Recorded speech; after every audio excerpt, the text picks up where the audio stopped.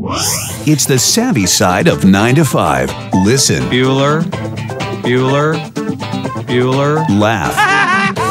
And learn. Negotiation. This is what you do in business. This is the Focus Group with Tim Bennett. Staunch. And John Nash. Keep your clothes looking neat and clean. We're all business. Except when we're not. Welcome to the Focus Group. John Nash here in New York, and I should be joined by my good friend and co-host, Mr. Tim Bennett from Philadelphia. In Philadelphia, John, in the flesh. In the flesh, with an American flag. It doesn't look like Osama bin Laden's hideout or witness protection, and you're wearing red. And I like one of our favorite and best ads we ever did for Subaru is hanging on the wall right behind you. I can't believe you saw that. Different drivers, different roads, one car. Well, it's great to have you here and great to have everybody here. FocusGroupRadio.com is where we want you to go to find out about all the platforms we're on, video and audio. If you are a podcast subscriber, then you've probably been listening to our new show, Unbuttoned. It's released on Tuesday mornings. It's about 18 to 20 minutes. Tim and I are a little more off the cuff, a little more spontaneous. Thank you for downloading that and listening to it if you've been doing so. If you're not an Unbuttoned listener, by all means, start getting Unbuttoned. I think you'll enjoy it. So that's, Focus Group Radio is all our handles for social media. So here we are. It is May 2nd. We have a great show lined up for you. Tim is out of surgery, but he is recovering. And I think Tim, I'll just say, I think you're being surprised by the recovery process, correct? Yeah, you and I didn't talk. Now, to me, I don't know. Do I look okay to you? Because I look blurry to me here. But anyway, so you look good. You look good. We'll figure that out. I had a rough day and a rough night. I got off the meds, so I had back surgery. So first of all, thank you to all the listeners that sent me private notes asking how I was, and the surgery was a success. John, I've said this to you on Unbuttoned. You've been a great friend and support. I don't know how I did the shows the last 4 or 5 weeks with the level of pain that I was sustaining. But it's all positive right now, so I'm on the mend, and I'm looking forward to being back with you all in studio next week in New York when I can drive again. So I'm off the meds, and I think that's the problem. I think when you get off the meds, your body starts to drain and reboot and recalibrate, and so I had a little rough night last night, a little bit this morning, but I'm okay now, I think. Well, I Googled your condition and your you did? I know you did. and your surgery, and one of the things that your doctor may have told you, and I'll tell you if he didn't, is that there are several days where your body is getting rid of the anesthesia. And for some of our listeners, I'll just mention that this was supposed to be a 50-minute operation, and the day that Tim had it was last Thursday. And I was checking in with Richard, his partner, during the course of the day, and it was supposed to be in the morning. It was 3 hours delayed. He was laying on a stretcher. They had to give him some pain meds. Then he goes in, and a 50-minute surgery was 3 hours. So you're processing the anesthesia. So if you're tired, just take a nap. Try walking. Well, we talked about this on the phone, though. Walking is the key to success and to healing. I did a big walk this morning before it got too warm. Thank God that spring has finally arrived here in the Northeast. And so I was able to take a walk this morning. But, I'll each day, hey, listen, you and I both have had a number of mishaps this year from friends that are no longer with us. So every day you wake up and you're alive is a good day in my book. So you're not in pain, though, right? No, I have no pain. The only pain I have is where the scar is in the back. Where they went in. And as you mentioned, it was supposed to be 50 minutes, ended up being a little over 3 hours, and needed to go up a level from what they thought it was. So the L4, L5, which is the familiar back surgery, this moved up another level to, I believe, the 2 and 3 as well. I'm smiling on set because as I look at you in your office, I'm glad Paul Hagen is not with us today because he would be fixated on your fraternity paddles that are hanging behind you. I tried to move them, and I laughed because I guess you could see them. So they're my fraternity paddles. I'm in this office, which used to be in my house. You remember the last time, I think it was Don in Alabama, said I looked like I was in the witness protection program. It's the same room. It's the same room. It's the same room. Brian from AdMark 360 came and said, you can't have all that stuff. So behind me, there's the old ad campaign John mentioned from Subaru that was famous, that John's agency did, and I worked on them with at Subaru. Different driver, one road Different drivers, one road, one car. Yeah, you got it. And then there's a certificate from the legislature of the state of California recognizing the work that you and I did within diversity marketing. Then there's a picture of my college behind me because, you give some money, so why not give somebody a pencil drawing? And then I have these paddles, and I thought, I don't ever want to throw these things away. No, you should not. But I don't know what to do with them. And so they're hanging here in this office, and everybody laughs. Richard, anyone who comes in here, and last time you were here, you just looked at the room and shook your head. It really is a catch-all. It's like my storage bin from... It wasn't that bad. You purged a lot. You had saved a lot from your corporate days. You had some like dealership displays and posters, and we save all this because we think smartly when we're younger that this is going to mean something, and then 10 years later you pull it out and you're like, why the hell did I save this? Look, we just went through this with the move uptown. I purged so many things. Hey, before I forget, I want to thank our incredible team in the booth. We have John and Garrett, and Allie is here. Okay, Allie! So everybody was on vacation last week. Garrett did a trip to Michigan, which was, I think, okay. Where in Michigan? Jonesville? Where's that? Is that central, or is that over by the lakes, over on the other side? Like an hour and a half west of Detroit. Ooh. Do you know where Michigan International Speedway is? Yeah, that's a trip. It's like 15 miles past that. Wow. So you didn't go on the other side you didn't go to the lakes on the other side of Lake Michigan? Nope. Oh, okay. Just went to Detroit and then to my friend's house. Well, that's cool. As we know, John went to Italy, and he went on bent knee and proposed to his girlfriend, and he's now an engaged man. I told him he had a moment. He could have said no to that whole thing. He could have escaped it. The ring could have fallen into a grate or something. Right. If you remember last week's show, I still have pain pills left if you want to try something before you get married. Thanks, Tim. You're always looking out. And then Allie's here as well, which we're so happy about. Hello, Allie. Oh, hi, loves. Tim, I hope you're feeling better. I am feeling better. And you know what, Allie, I have to tell you, John, last time I think I was in, John had given me some lemon squares for my birthday. Oh, yeah. Yeah. And they were delicious. Talk about the cupcakes. And you were talking about how you love lemon squares. So we either need to ask John to get those again to have for you to try them. But I kicked myself because I said I should have just given you one instead of running out the door. But they really were quite good. They were delicious. You know what's crazy is that I was talking shit on you all weekend because of that. All weekend. I was so mad. I was suicidal. We'll have to ask John where he got them, and maybe you can bring them in again. Oh, I'm going to definitely go back. Empire Bakery on 8th Avenue. The cupcakes, though, for your birthday, they were... Oh, I love those cupcakes. I mean, come on. John was giving me grief about this. This John. Yeah. You mean engaged John? Engaged John. I'm engaged now. See, one of the Johns is already married. I got, that was shotgun wedding, man, at City Hall.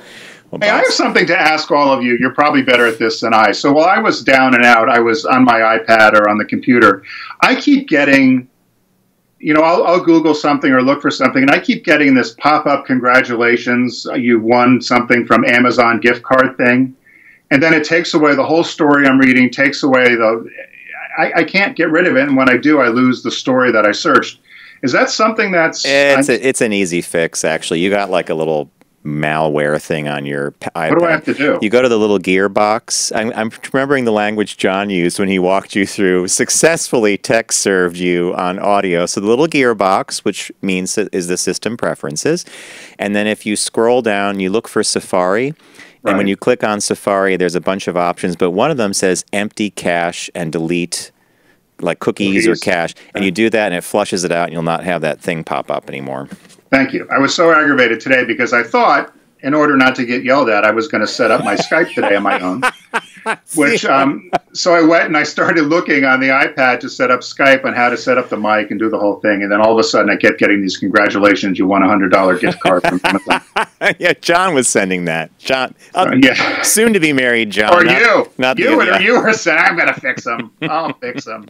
Actually, I walked in as you were doing tech with John, and can you hear me okay? And I thought, I'm going to stay away because whatever magic Garrett, John, and Allie do, it works. It just works. Well, let's hope so. Well, I'm very, very glad. So for everybody, thanks again for tuning in, and it's so great to hear Tim, who has, there's two sides to this. You were able to give all the great performances you did on air, And to all of us, it seemed like, well, you were a little uncomfortable, but, the true scope of the pain I wasn't completely aware of. But when you do look back at the shows, particularly the video, you can actually, if you know what you're looking for, you could see that you're not exactly yourself. But you look great. You look back to your normal self, so this is a good thing. Yeah.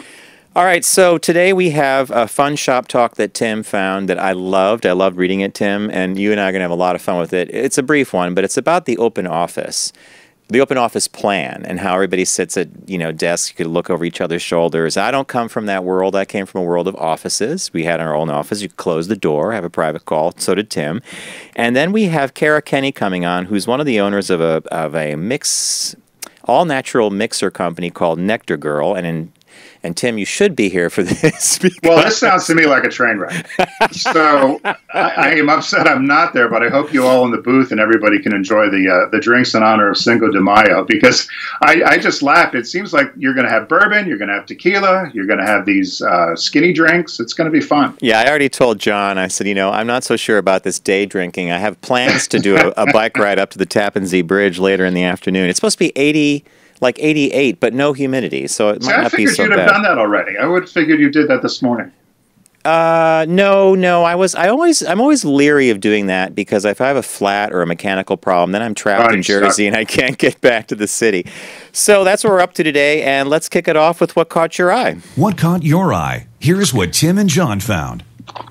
So this one that I found, John, it reminded me of us when we've traveled somewhat. So this happened it was either last week or within the last 2 weeks. It was reported on CNN. And there's a woman, her name is Crystal Tadlock. I don't know if you saw this, but she was flying on a direct flight from Paris to Denver. Her home is Denver, but she had to stop in Minneapolis. And so, when you come in on an international flight, you have to go through, if you stop somewhere before your home city, you've got to go through customs. You have to clear customs, clear your baggage, your declarations, and so forth. So in this case, it was a Delta flight from Paris. They stop in Minneapolis, and then she needed to go, check in as a U.S. citizen and then move on to her flight to Denver. And as she was doing that, when she got on the flight, they gave her, which we've all seen this, even if you're on regular flights in the U.S., they gave her a bag that had some food in it. So there were cookies, a banana, apple. You've seen the little bags that the airlines give with the food. Right, the treat bag. So she had got her treat bag, and she was flying, as I said, Paris to Minneapolis. And when she got off the plane, she hadn't eaten the apple. And she said, you know what, I think I'm going to take the apple with me. I'll either eat it later or, do something else with the apple at home. So she goes, the other part of this is she had just signed up for global entry. And you and I have seen people do this global entry thing where you can all of a sudden breeze right along. Breeze right through it, right. And so she signed up for global entry, didn't really know all the rules of global entry in terms of what you have to declare or not declare. So she was a little naive to it. And as I read this, I could totally sympathize with her. I would have been naive as well. But what ends up happening is she gets off, she has her apple with her, and it's in the Delta plastic bag, along with some silverware and other stuff that Delta gave her on the flight. You get your lotions and your jellies and jams that they give you. And she goes through customs in the U.S. Border Patrol, and the guy kind of very snarkily says to her, well, what do we have here? And she looks at the agent. She says, it's an apple. And he goes, well, this is a civil violation. And so she said, well, I was on a flight from Paris. It's in the bag. You could see the bag. If you're watching here in the video, you'll see the bag that the apple came in. And she said, they gave us the bag on the plane. I didn't eat it on the airplane, but I'm going to eat it on this flight or whatever. And they said, well, he said, was your flight to France expensive? And she said, well, yes, it was. He said, well, it's about to get a lot more expensive. And he took her back. That's the snark part, right? Right. Took her back, fined her $500 for bringing illegal produce into the U.S. and trying to get it through. And she said, whoa. She said, I got the apple on the plane. They gave me the apple. I'll throw it away. He said, it's too late. You brought it into the United States illegally, so now you're going to be fined. And you're going to lose your status in global entry, which she said it took her over a year to get. She lost the money that it cost her to even apply for global entry, which was like $160, I guess. And she said to the guy, "Why don't they just give me granola or something? And why are you handing out fruit? I can't be the only one this has happened to." So they text Delta Airlines. They try to get a hold of Delta Airlines. All Delta Airlines says is everybody knows the rules and regulations for customs. They're very clear on your entry point forms. She must have not read it properly. And then the Delta representative said, "The apple was intended to be consumed on board the plane."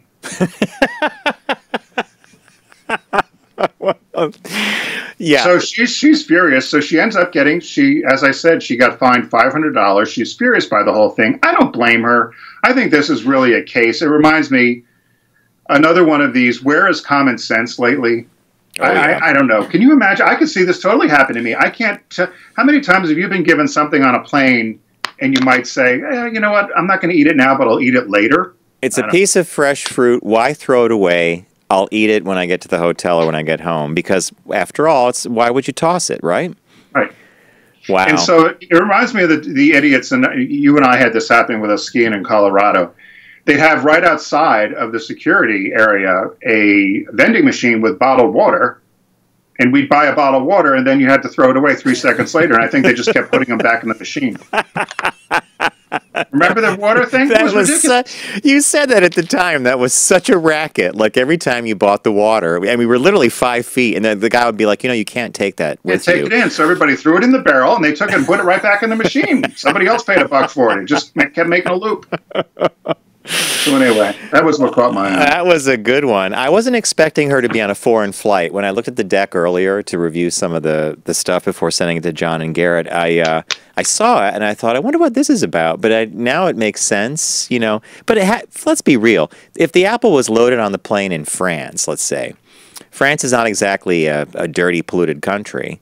Not to be rude, but I mean, I'm sure it was washed and ready to be consumed. And it's kind of like that tree that Trump and Macron planted in front of the White House that mysteriously disappeared the day after the ceremony because according to it went into quarantine, but they planted it, then took it out, and then quarantined it. So well, we're staying on the France theme. I guess since the presidential visit and the state dinner and Melania with her big white hat, she did look beautiful.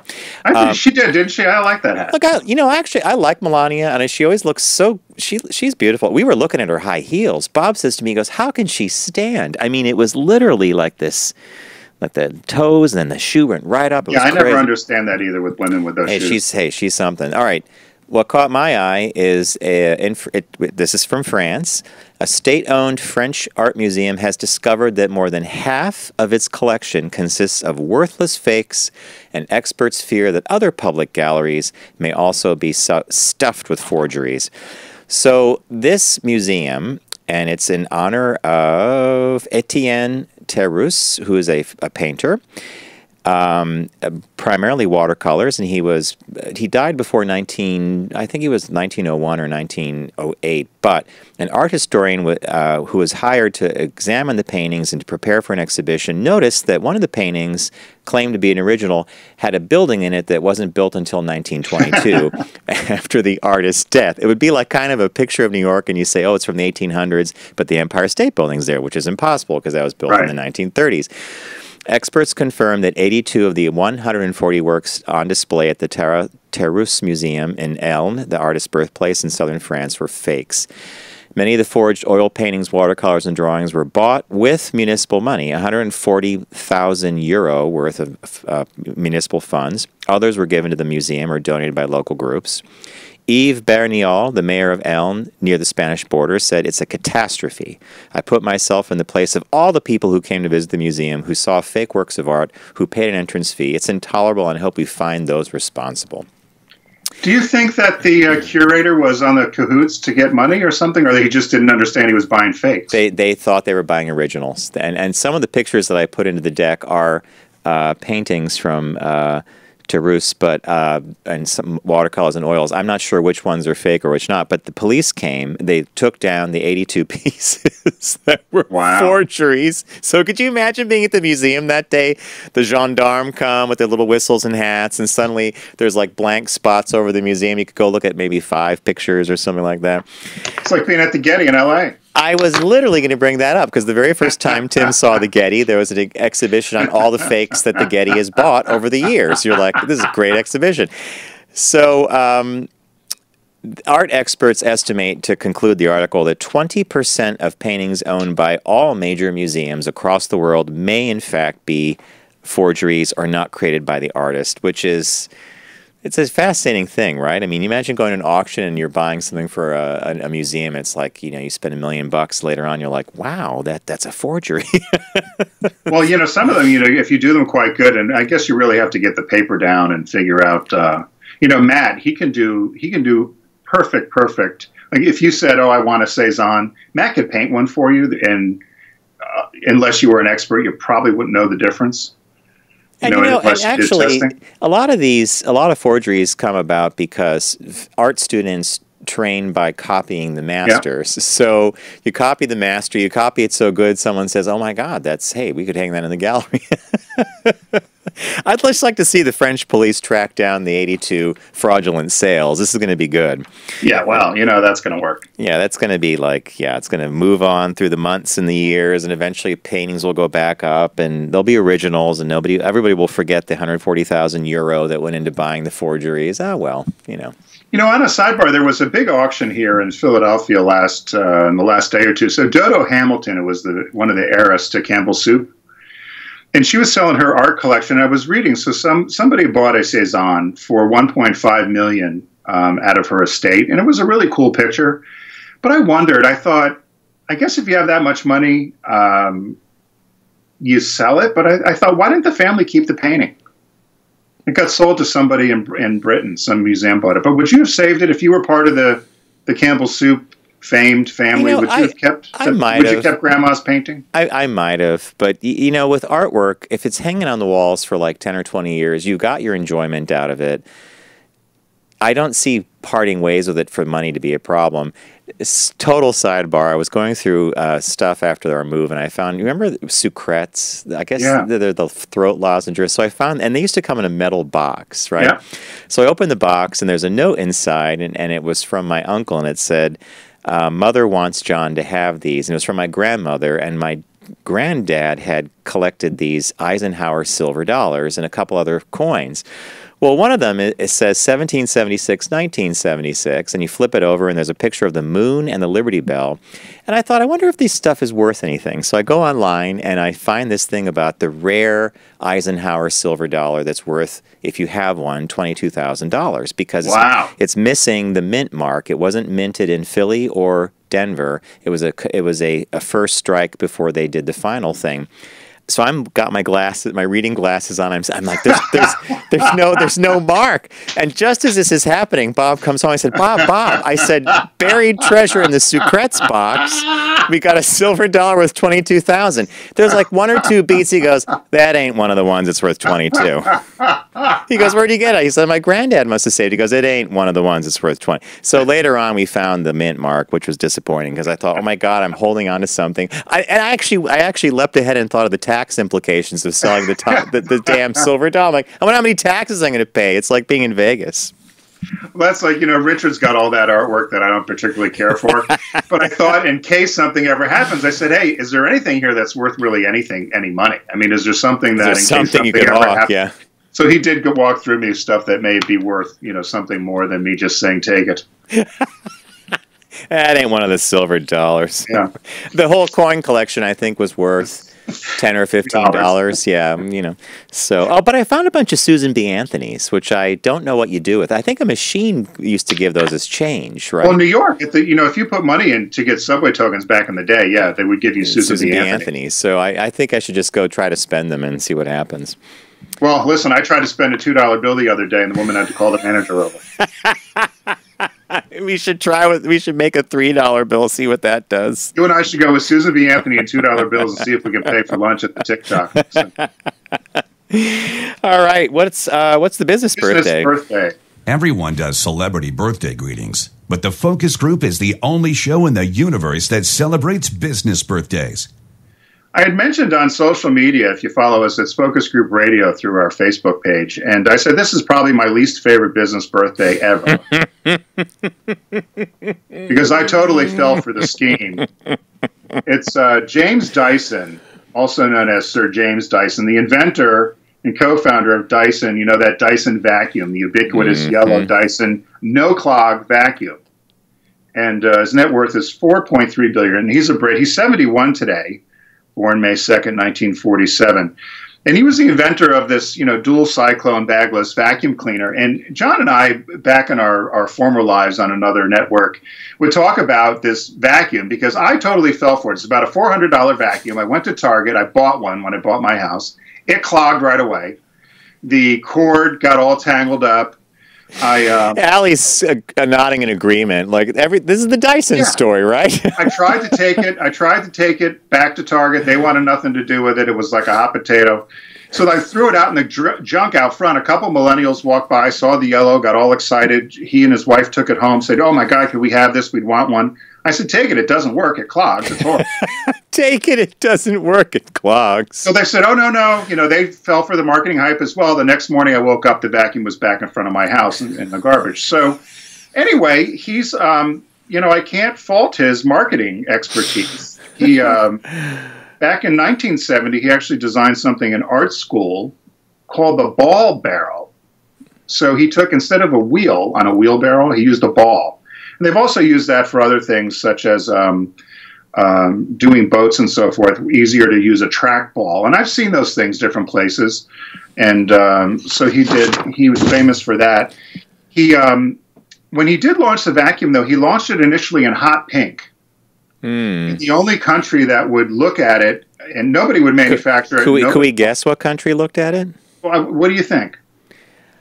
I want to say it was a huge success in Asia. I was going to say like Taiwan or China. Like it was Asia or was Korea or Vietnam? It was Japan. Japan. Okay. Yeah, and that was 1991, and so he launched it, and then he was able to, after showing the success in Japan, he did bring it to the UK, and what he realized was, instead of marketing it as the no clog, one of the big issues in the UK, and particularly in the US, was the issue of having too many bags and having to constantly buy bags. So he marketed it as a no bag vacuum versus no clog.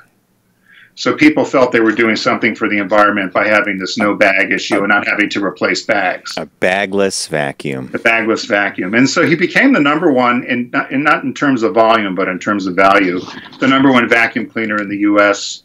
In 2005, also in the U.K. as well. And since then, he's done some other things. We've seen them in the bathrooms. If you go to any of the big box retailers, there was a picture there on the blade. They call it the air blade or something. Well, the air blade is pretty cool. I do think that's a fan. That's pretty interesting. They also have those hand dryers. You put your hands in there. That's the silver thing in the middle. Have you ever used those? That's what I thought what the blade was. I've used. All right, you're right. That thing on the right with the circle, that was the blade. That's the fan. That's the fan. But right. That's done well. The hand dryer I have used, and I've been amazed that it actually works. Yeah. And that's so those are two things that did work. He did try to make a washing machine, which was a huge failure. That didn't seem to work. And he also did it in kind of crazy colors. But they talk about the hand dryer. He also did a line of hair dryers, that worked. And right now he's working on electric vehicles. And they said he spends about $7 million a week on development and wants to develop an electric car. And his plan is he's developed 2 billion pounds already. And the plan is to have the electric car to market by 2020. And with his name attached to it, I guess he'll sell like the vacuum did. Right? Well, I'll be curious to see what it looks like. I mean, it should be, it could be interesting. Listen, I can't fault the guy. He's obviously smart and an inventor and kind of the Ron Popeil of his day. Ron Popeil. Well, remember how you get that Ron Popeil stuff we used to get on TV as kids, the fisherman or whatever that stuff was? It was one notch above Dollar Store. Barely one notch. Good business birthday. And the Dyson story is always one that I love hearing, especially the removal from the garbage, and the next day it's back. I think that tells you all you need to know. All you need to know. Hey, so Deep Discount is a partner of ours here on the Focus Group. They've been with us for a while. We love working with them because we really genuinely love movies and TV shows, and I like packaged media myself. Go to focusgroupradio.com, click on the Deep Discount logo on the right-hand side to begin your shopping experience. If you do that, we get some credit for it, which we like. This week's sale, which I picked, we're allowed to kind of choose the way we work with deep discount, and this week it's the Baby Boomers sale. And that is, they've clarified that, and they said that's 1945 to 1964. So that's either things that take place in that period of time or shows that were made in that period of time. So based on that, I go to the page, the sale page, the Baby Boomer page, and Tim and I do this before the show. We each pick our favorite things, and I had two quick hits. One of them is the movie The Hindenburg. I only chose it. Now, it is on the sale page. It starred George C. Scott. It was made in 1975, which sort of falls out of Baby Boomer, but The Hindenburg blew up, back in the day. So, and it was directed by Robert Wise. I loved The Hindenburg as a kid. I loved The Hindenburg and the Titanic. I wanted to travel on both. Of course, that was impossible because one blew up and one sank. Yeah. Oh, the humanity. So check out Hindenburg on Blu-ray. It had good special effects. And I love the idea of lighter than air travel. I thought that would be the coolest way to get around floating under a gas bag, right? I guess there's another couple ways of looking at that too. It could be or floating or traveling with a gas bag. And the other thing I picked, which is not, I grew up watching the show, was in reruns by the time we saw it on Saturday or afternoon television. Bewitched, the complete series. You can pick that up for $31, $31.49. Starred Elizabeth Montgomery as Samantha Stevens, two different husbands, Dick York. And then Dick Sargent played her husband, Darren Stevens, who was an advertising guy. And there was Tabitha, there was Uncle Arthur, there was Dr. Bombay, there was Aunt Clara. I mean, the list goes on. It was crazy funny, in my opinion. And it was always Dora, the mother-in-law, doing something to Durwood, Darren. And then, of course, the show would resolve in 22 minutes. So that's what I picked. Hindenburg and Bewitched. What'd you pick? Mine, what I picked, of course, I always try to find the unknown, and you're not going to find this flipping through cable or Netflix. And particularly for, I think I'm going to get this for John in honor of his engagement. It's called For Men Only, School for Sex, and it's really for our lesbian listeners and our straight men. But you remember the old Stag films? Yes, kind of I very, do. Yeah. very stark and gritty, very tame by today's standards, but there's this famous director here, and he's before he became very famous for kind of British cinema and gruesome horror. His name is Pat Walker, I believe, and he did these 8mm Stag films, and these are all collector's editions of them, and they're really just jiggle and bounce. I mean, very tame by today's standards, but back in the '60s, they were so like, oh my God. These little 8mm films with the girls, So wait. This is a collection of those really grainy Stag films? Yeah, so it's Pete Walker. I said Pat. I was wrong. How much is this? This is like it's like a. So this is $16. Oh my God! This is hysterical. I just love the fact that I bet it's just and they said it's so tame by today's standards, but back then it was so taboo as we were starting to become more revolutionized and sexually liberated. So. I thought for the Baby Boomer sale, I would take a look at some of the old Stag films. Did you ever see a Stag film? Yes. Yeah. We used to see them in college. It was like, it was top secret going to a Stag film. And a six-pack. And I got to tell you something, Tim. Nicely done. This is really funny. And more to the point, could you ever find this on like Hulu or Netflix? The answer is no. You got to buy it. And I would definitely, this is hysterical.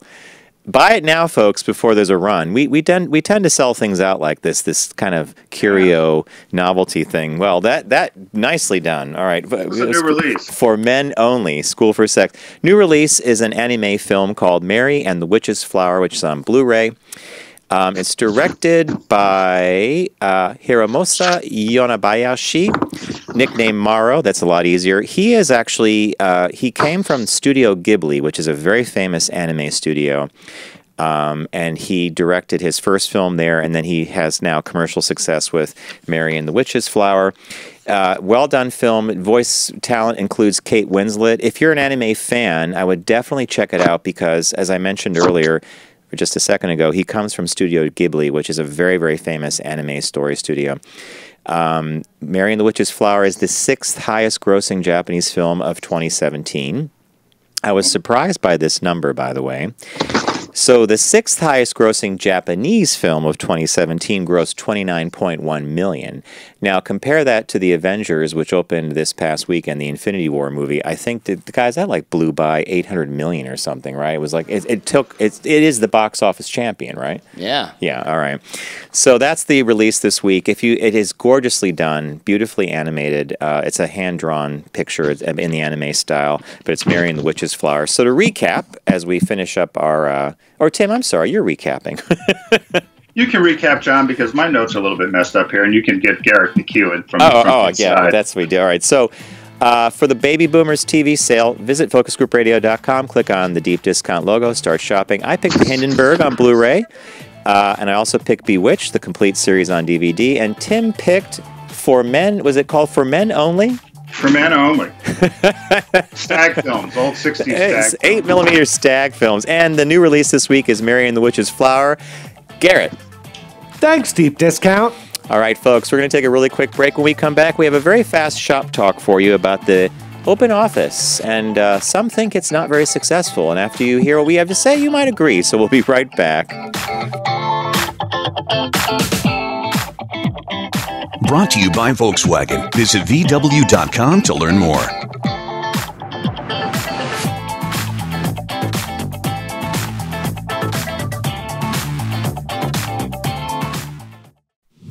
Focus on the savvy side of 9 to 5 with the Focus Group. Try, really try. Listen, laugh, and learn with Tim and John. I never try anything. I just do it. Welcome back to the Focus Group. John Nash here with Tim Bennett, my good friend and co-host, joining us from Philadelphia after a successful back surgery. There's a lot of shifting paper going on down there in Philly. You can hear the paper? I can hear the paper. I'll tell you about that later. Tim found an article. Yeah, he found a number of articles about this, actually. And they revolve around the notion that the open office plan is a disaster. You know, this was something that popped up in, I want to say it was like at least 8 or 9 years ago, maybe longer. Like this notion that if everybody worked together in communal tables and if we could all talk to each other all the time, it was going to be more collaborative. It was going to be more modern. It was going to be a better workplace. But I think research and experiences told us that might not be the case.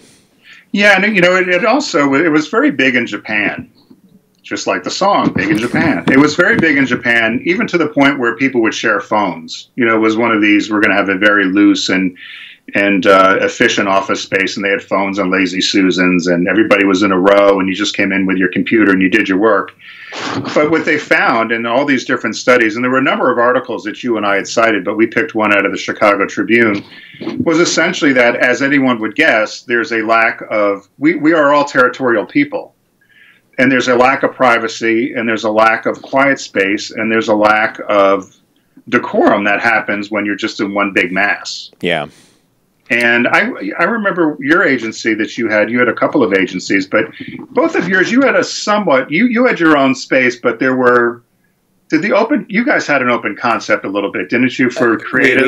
We did. In my first agency, it was all open space, and part of that was because Dave, my former business partner, wanted to see everything in the room that was going on. So I remember when we were showing the architect's model of the space, and Dave's like, "Where do I sit?" And the architect goes, "You sit over here," and there's a wall in front of him, and Dave just went bing, and he knocked down the little cardboard wall on the model. He goes, "Not anymore, there's not." And then he wanted to see the door, and he wanted to see where everybody was sitting. Not very good for private conversations. In fact, that came to bite us in the ass a lot later. My second office, or my second company, we had open space, but by the time we moved into new spaces, I insisted on a private office. I would often close the door to have private conversations. And, we're not talking about crazy conversations, except the one time when my business partner, Greg, was on the phone with our accountant, and he was talking about something with the last year's numbers, and the accountant wasn't looking at something correctly, and Greg screams in the phone, he goes, "Jay Whiz, we have no money, we have no money!" And everybody in the room lifts their head because they're expecting a paycheck, and here's one of the owners of the company yelling, "We have no money." Exactly. It would have been better in a private office. And then he hangs the phone, he looks around, he goes, "No, everybody, we do, we're fine. This is an accounting thing." Well, the odd part for me, and you and I have visited a number of companies and some of our sponsors where they have this open floor plan. Yep. And our big takeaway is the amount of people that we see that are wandering around on cell phones. They're not at their desk because they need to have either a budget conversation or a conversation, quite frankly, that doesn't need to be heard by the whole department. Exactly what you said about a call with an accountant. If there was a project that needed to get done and you needed to reprimand either a regional office or a vendor or somebody, that doesn't need to be broadcast throughout the entire space. And so people, in order to make those calls, start wandering around the campus. And we've seen people outside. We've seen people in cars. We've seen people hiding in the bathrooms. So I don't quite understand whoever thought this was going to be a great idea. They said the other issue is it gives people a lot of guilt with work-life balance because you don't want to be the first one to go home. I had a huge circle around that one. It says, in any open office, no one wants to be known as the first out the door. Yeah. Everyone can see you leaving. Bye. So they're saying, I guess to sum it up, they said one of the trends is they're doing these activity-based workplace designs, which is essentially some quiet spaces or places outside of the open plan where you can actually go and have conversations and private discussions. But we've also seen those backfire too. Everybody just goes and reserves them, and then they sit with one person in them just so that they have their own space. But I hate the idea of an open concept. I would never do it. I know a company I used to work for just started it last week, and everybody hates it. Yeah, well, thankfully the article concluded, and actually both when Tim triangulated the articles, they all kind of came down on the same side, which is there is a return to privacy. Furniture makers like a Steelcase or Herman Miller that do a lot of the big office stuff, they're looking at more private spaces or communal work tables and desks that do have some kind of like separation, like walls that you don't, because you could see everything everybody's doing. I mean, imagine just looking over at someone saying, I wouldn't order those pants. I don't like that color. I mean, at least you get an honest read on it right away. But exactly. So yeah, this was, I agree with you. So as Tim noted earlier in the, when we were talking about this, some of our biggest sponsors and clients have this set up, and when we meet with the executives, it's always funny because they're running around, they're looking for, like you might as well just put a Frigidaire refrigerator box. Like when we were kids, remember you hide in a box? Like, here's an old refrigerator box. That could be your conference call booth. We find, and you never find them at their desk. They're hanging out somewhere else so they can have a private. Just so they can have a private conversation. Yeah. So okay, well that was that. All right, so. Coming up next, in honor of Cinco de Mayo. Guys, is it Cinco or Sanco? Cinco de Mayo. I should get spiked. We have Kara Kenny on hand, and we also have Mitchell from Milestone Brands, and Kara's with Nectar Girl, which is a really cool all-natural mixer. And Mitchell is with the tequila that we'll be day drinking here on the show. So stay with us. We're going to be right back, and we're going to have some Cinco de Mayo cheer and cocktails. Brought to you by Volkswagen. Visit VW.com to learn more.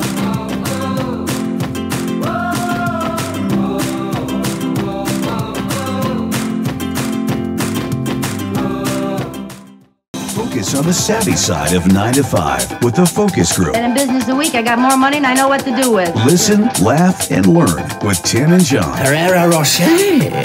He is doing well.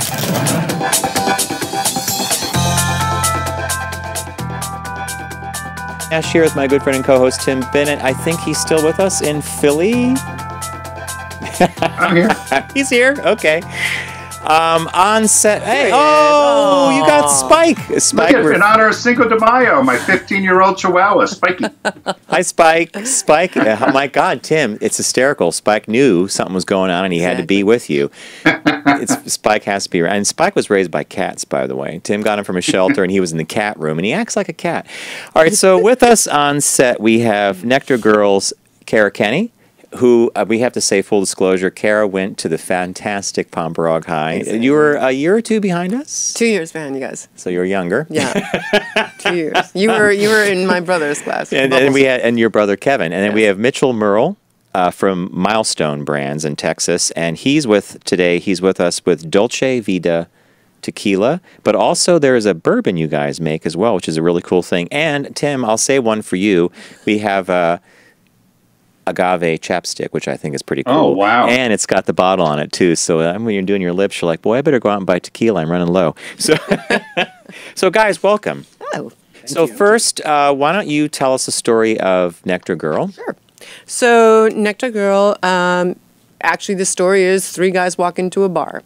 One of them is a real estate guy who knows every bartender. One of them is a creative director who knows every girl, and the other is a mixologist. And they all were like, why can't we have alcohol drinks that taste great but don't have all the fake stuff and sugar and high calories? And so it became a mission of Brian and Max to create Nectar Girl, which is only all natural fruit juice, fruit oils, and organic blue agave nectar. And we have 6 flavors to date. We have Top Shelf, which is what started it all. We have Ruby Red, Cucumber Mint, Moscow Mule, the Spicy Margarita, and Classic Mojito.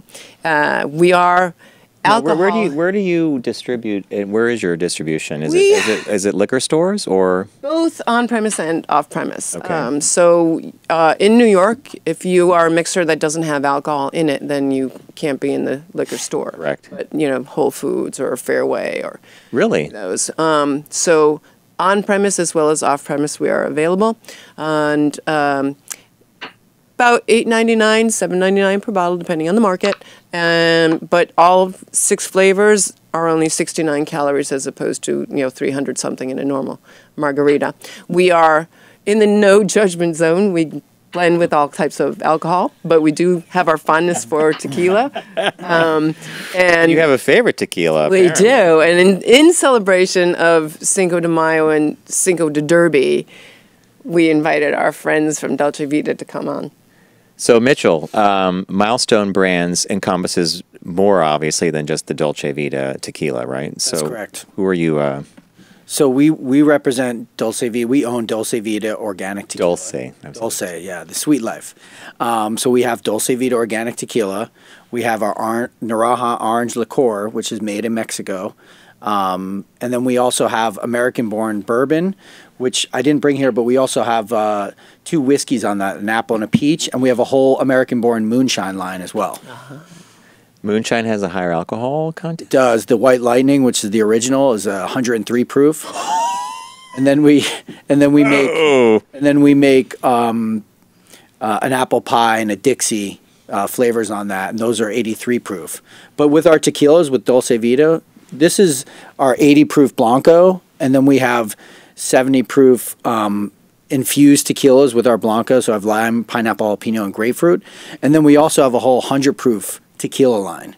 Now before we do sampling and some delightful testing, a question for both of you actually, because my impression is it's a very difficult category to break into, to be noticed, to get shelf space in. So how hard is it to really move a really cool brand or product, and what's your lead time on some of this stuff? How many years to get the shelf space and to get the word of mouth going? Alcohol is a little more of a challenge, but it also depends on what the spirit is. I mean, the nice thing about tequila, and I am a tequila head and a bourbon head, is that tequila is like the new Cosmo. It's like what everybody's going to. It's almost bespoke. But the differentiation factors of when you're an alcohol, like the fact that they are organic, really helps. Does that actually help with the same thing? 100%. Yeah, and same thing with Nectar Girl. I mean, there's a lot of mixers out there, right? But who says that they are all natural fruit juice and fruit oil and organic blue agave nectar? There's not a lot of them out there. And the fact that they all taste great is the final thing. I mean, you could have a beautiful label and spend a lot of money on a bottle design, but if it's not good product, it's not going to work. Tim joining us. Tim. No, so I have a quick question. So I'm in Philadelphia, as you know. And we have an awful lot of listeners. Particularly, our biggest market, believe it or not, is Texas. Yeah, it's true. Most of our and so, where could I buy this in Philadelphia, or do you guys have national distribution for these products? Our distributor in Philadelphia is Halo. Shout out. And then in Texas through Southern Glaciers, Texas, HEB, Central Market, Total Wines. We just are rolling out into Philly, so we'll hopefully be in Wegmans and the state stores by the end of the month, which is awesome. We'll be part of the cocktail celebration on the 19th of May, so come look for us. And you guys? So with Mitchell, you're available in most states? Yeah, we're pretty much throughout the country, and as Tim was saying, Texas is actually our biggest market. Our corporate Good call, Tim. Our corporate headquarters is in Austin. So we just had company-wide. We just had our best month in our history. So we're looking at a variety of tequila here. So your silver, is that your silver? That's our Blanco. Your Blanco. Yep. That's considered the most mixable with anything, right? Yeah, I'd say in this country, the Blanco or the silver is the most popular. But the reposados and añejos, which we have as well, they're sipping. They're a little more sipping tequilas, but the reposado is used in cocktails as well. Okay, but they're gaining. It's a browner. It's a darker. Yeah, because the Blanco you could see is a clear liquid, and that's just bottled after distillation. Whereas the reposado and the añejo is actually put in American white oak barrels. And then you have flavored tequilas as well. That's why Dulce Vida is doing something completely different. I've not seen this before. We're innovating. No, I haven't either. We're innovating the tequila space, quite frankly. And what we do is we take our Blanco tequila, which is 100% organic, 100% blue agave. And by the way, this one drinks like a $50 Blanco, which you can get in stores for anywhere from around $24.99 to $29.99, depending on which state and which part of the state. But we take our Blanco tequila and we naturally infuse it with real fruit. No artificial flavors. And so what we have is lime, grapefruit, and pineapple jalapeno. And you could see the fruit in there.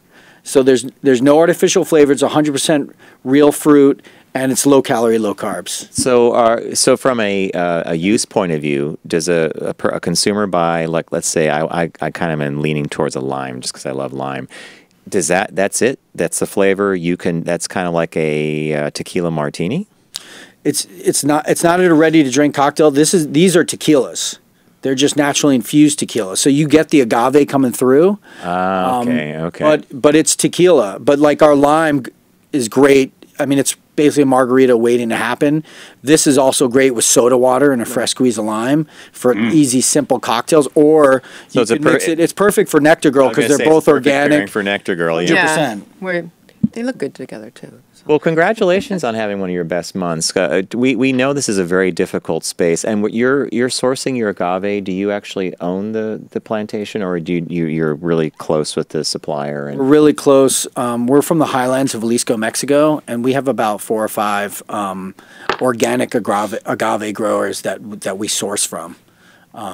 And they're very close, and the relationship is very deep. I'm fascinated by it. Years ago, we interviewed a guy who the brand I think was Riazul, and they talk about how long it took to grow the crop, how many years it takes before you are starting to actually harvest the agave, and how the fields are maintained, and if you want to be organic and you want to be pure, that's on another whole level entirely. But you guys are completely, organic, all natural.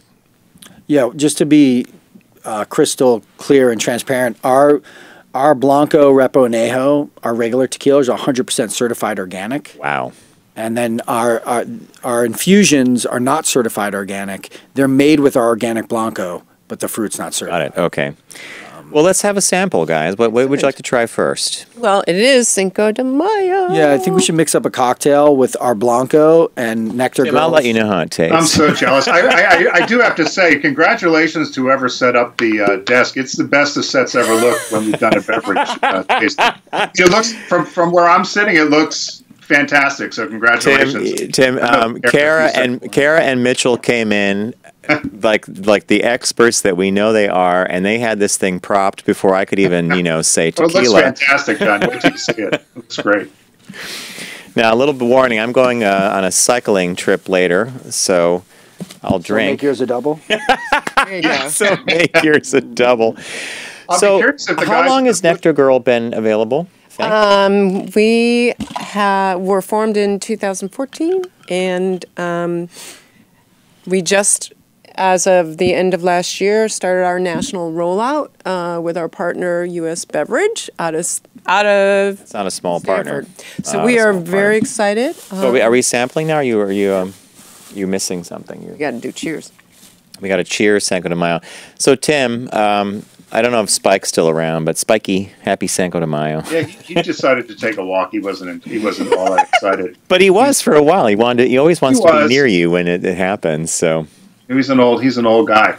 Hey, so when you say it's 69 calories, so that's the part of Nectar Girl, right? That's not the shot of alcohol. Yeah, it's for 3 ounces of delicious mixer. This is really good. And this is Cheers. What would you call this? This is your It's a top shelf margarita. Top shelf. This is not like any margarita I've had. This is like not syrupy sweet.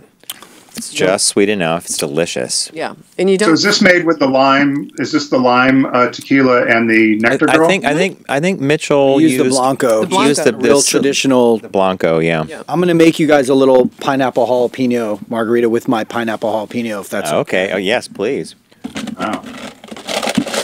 Do you have any plans for Derby Day, sir? Me? Yeah. Or Cinco de Mayo? Okay, my other half is a huge fan of horse racing. We like to call it Margs versus Mint. I call it, so Cinco de Mayo, I actually call it tequila Christmas, but it is tequila Christmas. Now it's the same day. Can I be stupid and ask when the Derby is? Saturday the 5th. Yeah. It's the same as Cinco de Mayo. Okay, Yeah. Gosh, I should have known that. I'm sorry. Well, this year it is. Not always. It always falls on the first Saturday of May, I think, is the Kentucky Derby. Yes, it so is. there's a variance there. But this year Wow. it's Cinco de Derby, which I thought Kara was very funny with. To Derby. Hey, Mitchell, this is both of you. Very good. The Nectar Girl, Tim and I are I'm vouching for Tim. Tim, you'll have to have some of this later. But I know you'll like it, John. And I love, the biggest issue, and I think Mitchell and Kara touched on it. One of the biggest issues people have with alcohol is how sweet the mixers are. And how if you go to get a drink at a bar or you're making something at home with those frozen stuff, it's got way too much sugar. And it ends up just packing on unnecessary calories. And so I love the idea of Nectar Girl. We are really excited. The response that we're getting from everybody has been tremendous. you check it in the mic if you want. Yeah. We're going to do a shake. Go ahead. Talking. No, it's more fun when you hear the tap. Well, it's Cinco de Mayo, Cinco week, so we got to shake something up. So we're very excited about it all. And, we know that the next year is going to be an exciting ride. So it's cool. Now, I'm going to just say the following. If you are listening to this on our podcast feed, by all means visit the YouTube channel and observe what an excellent shake that was. It's bartender, trainer, teacher level. I mean, it's my first job out of college. I was a bartender. There was this slight rotation thing going on, and it's like I'm not in college. Actually, you're from Texas, right? You said you're from Texas? Mm-hmm. Austin, Mitchell, you're from Texas? the company's based in I'm a Austin. native New Yorker. Oh, you Our are? company's based in, not for nothing. I had to get that in there on the show. So this is our pineapple jalapeno margarita. It's made with Dulce Vida pineapple jalapeno and a little Naranja orange liqueur. This is and some delicious. fresh lime juice, and that's it. So it was. And I know we could do something with Nectar Girl, but That would actually be really good with the spice. This was the jalapeno. Pineapple jalapeno. Dulce Vida pineapple jalapeno, Naranja orange liqueur, and some fresh lime juice. My God, smells yummy. I wanted to ask about that Naranja. Is that something that you distribute as well? Yeah, we own that everywhere outside of Mexico. So we just launched this pretty much last month. So it's brand new to the market. And how do you say it? Naranja? Naranja. So it's basically orange. Yeah, orange. Right? Naranja. I'm going to tell you. They're both cocktails are fantastic because they're just you get the distinct flavoring of the tequila in both, and the mixer. This is the Nectar Girl version, top shelf, right? Top shelf. Not too sweet. It's delicious. Excellent. Yeah. I'm like, okay. I hate you all. Wait, I'm double fisted. Now, in the honor of Derby Day and our what I call our homeland country cousins, we are going to show that we are non-alcoholic and agnostic. If you're listening, by the way, I'm going to tell you to look for all the stuff we're talking about. And I'm not just blowing smoke up your behind on this one because This pineapple jalapeno Dulce Vida tequila has a really unique taste to it, and I think it's probably enhanced by the Naraha. It definitely is. Which is the orange liqueur. Well, I'm not going to ask you a question I was going to ask about that, but I'll just say on the Naraha, what I love about it, besides the cool green bottle, is that the juice is amazing. It's a sweet, just like an orange liqueur would be, but unlike most orange liqueurs, it's got a really bitter finish. So it's sweet and bitter, and when you mix it in cocktails, it creates that great balance. And that's really what I'm actually tasting. There's a really nice, all the stuff you guys have done today. This is fantastic. All right, your next one is in honor of the Kentucky Derby. In honor of the Derby. Kara, tell us where this came from. This is bourbon from Litchfield Distillery in Which is Litchfield, Connecticut, which is where we all grew up in Litchfield County. So Tim, where the past is still present. Past is still present in Connecticut. So the lovely brothers, Baker brothers, Jack and David, opened up the distillery. They're doing extremely well. This is their single bourbon. Then they have a double barrel bourbon as well. Are they considered a craft bourbon? They are a craft. And what's interesting and craft is the definition by how many? Small batch. Small batch, right. So what's interesting is that they are completely what I call county-centric. So they make their bourbon out of corn and rye from Lion Rock Farm in Sharon, Connecticut. Wow. And then after they do the distillation and they take it, the grains they bring back to the farm to feed the cows. The cars aren't getting the bourbon though. So made in Connecticut. Okay. Oh, we have Jack on. We have Jack on. Yeah. Jack, welcome to the show. You're one of the owners of the Litchfield Bourbon, right? Yep. And thanks for that introduction. Well done. Thanks, Jack. That's Kara. She's a Connecticut gal. I'm a Connecticut guy. But actually I claim to be a New Yorker now, because anybody who's lived in New York longer than, I don't know what the time frame is, but now I'm a New Yorker. 7 years. So congratulations on this. You're a small batch or a craft distillery, correct? That's right. A very small batch. Our still is only 500 liters, and julep. And that's just pretty much as small as they get for anything that can produce quality spirits. Yep. And how long have you guys been doing this? We started distilling December 2014, so coming up on 3.5 years. So it's kind of like Nectar Girl. The Nectar Girl's been out there since 2014, right, Kara? Mm-hmm. There you go. And is local sourcing? I hear Connecticut and I hear farming, and I'd hear a disconnect. I mean, I go to upstate New York frequently, and there's a lot of agrarian stuff in upstate New York, but I don't necessarily think of Connecticut as an agrarian or a farmer state. Northwest Connecticut, is full of rolling hills, and we like to say one day we looked around our beautiful rolling hills and said, "Boy, I wish we could buy all this." So we did. It's very rural up here. We have some wonderful farms, and Connecticut grows great corn and rye. And the only thing that's just going over the line in New York is the barley, which is 5% of our mash. Connecticut doesn't have malt houses, and the barley has to be malted to get a certain enzyme to help in the conversion from starches to sugars. But we're working with some farmers and some new malters now to get the barley grown in Connecticut as well. Oh, not bad. Great. Excellent. Now, can I have a sample of this? Yes. Kara, do you guys have a tasting room in Litchfield? Yes, they do. We have one right here on set now. I know, but I can't do that, John. I'm thinking next time I go to Connecticut, I want to go. I love bourbon. I want to go to the tasting room. Yeah, we have a beautiful tasting room. We're open for tours and tastings, just like visiting a winery. So are you right in Litchfield? Okay. That's straight. Yeah, if you know Litchfield at all, there's Litchfield proper, and then there's Bantam. We're about halfway in between on Route 202, right on the main route. Well, I was going to say I spent many an evening at Beverly's on Bantam Lake. Yeah. Yeah, those were the days. Beverly's is now a state lawn. This is yours? I know, I heard. It's too bad. Yeah. That's, wow. All right.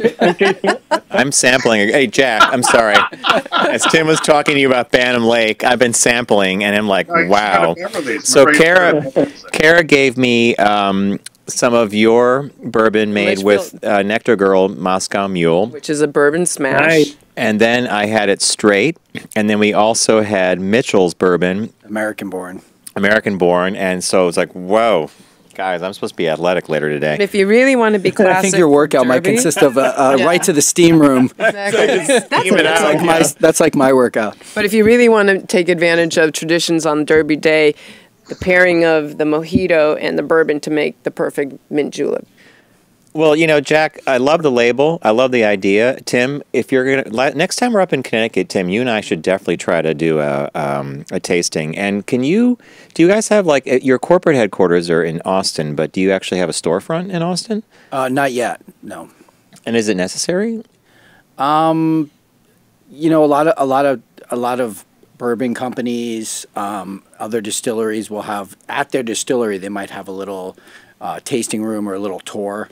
So we're working on that in Mexico, and then we're also working on that. And our American Born is made in Nashville, Tennessee. So it's a great spot for a tasting. Yeah, absolutely. Hey, Jack, I want to thank you for joining us today. So it's Jack Baker. Yep. And the brand is Litchfield Distillery, and that's from our home state of Connecticut. Thank you, Kara, for nodding our head to the fine state of Connecticut, the Constitution State. You can pick that up and then go to Mystic and see how far you get to the USS Constitution or the aquarium. All right, so Jack, thank you. Guys, we're running up against the clock, but let's review everything for our listeners. And if you're watching, this is one of the segments you do want to watch. So we have Nectar Girl. Has 5 flavors. 6 flavors. 6. 1, 2, 3, 4, 5. There's 5 over there. Okay. But there are 6. But the product's been faced very well, as Tim noticed. Available in most, like a Whole Foods. Rolling out nationally, but we are now available in Philadelphia, Texas, some parts of Tennessee, soon to be Connecticut and New England and Nevada, hopefully. So you can always go online to our website and order it online as well. That's what my next question was. Can you? Because this is super cool stuff. It's all natural. Yes. Which means, and you're dealing with lower calories because you're not dealing with added sweeteners. And then we have Mitchell Merle, rhymes with pearl, of Dulce Vida Tequila, and we were looking at the Blanco. And then there's the real lime. The one we sampled, which we had 2 samples. We had the silver. Or the Blanco, and the pineapple jalapeno, which is fantastic. And then there's one with real grapefruit, which is like a red color. Yeah, the grapefruit's amazing, too. And you also have an American bourbon, right? Yeah, it's called American Bourbon. One key ingredient is this, which was made in Mexico, but now available here, and that's the liqueur, the orange. Naraja orange liqueur. Naraja. From Mexico. Naraja. Drop the end. That's what I'm getting. I'm buying that one. Are you really, Tim? I love that stuff. Yeah, well, it's great. It's great to mix, particularly in margaritas. It's fantastic. Kara, do you see Tim's flag? It's like we're in history class. The flags, right? We should always. I pledge allegiance to the flag of the United States of America. Kara's been on twice with these great I don't think you exist. I think you're just like. I don't think you exist anymore. Generated. I think you're computer generated. No, Tim will be here. And hey, thank you guys. This is fantastic. Oh no, thank you. Everything tasted amazing. So, folks, check out Nectar Girl. Check out Litchfield Distillery. Check out Dulce Vida. Has a wonderful line of these amazing tequilas. Organic. 100%. 100% organic. And the guarantee you they taste 100% fantastic. All right, so thank you, Kara. Thank you, Mitchell. Thank you, Tim. Thank you, Tim. Thank you, Garrett and John and Allie. And we want to thank Deep Discount for joining us today on the show. We went over their Baby Boomer sale. Tim picked one fun film I do want to recommend. It was called For Men Only. Was that the one, guys? With the old Stag films. The Stag films. Okay. Big thank you to Volkswagen Group of America that's been with us for over 8 years now. Visit VW.com. Check out all the new models. If you are going to do that, do not do Dulce Vida and then do a test drive. That could be problematic, but go to VW.com. Thanks, everybody. Don't text and drive. Arrive alive, which means if you're not driving, you're in the bar doing Dulce Vida. We'll see you next week. Thank you.